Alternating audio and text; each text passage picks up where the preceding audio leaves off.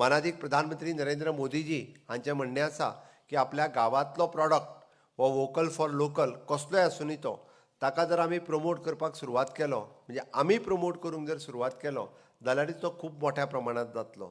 जाला कितें सांगता तुमकां हांव, आमी जे दुदी लायताले ते बंद केल्या आनी दुदयाचे ऐवजी आमी बटाट खावंक सुरवात केले. हांव खोटें सांगना की पयलीं कितलेशेच जाणांच्या घरांत खूब मोठ्या प्रमाणांत फरक कितें आहा म्हाका सांगात.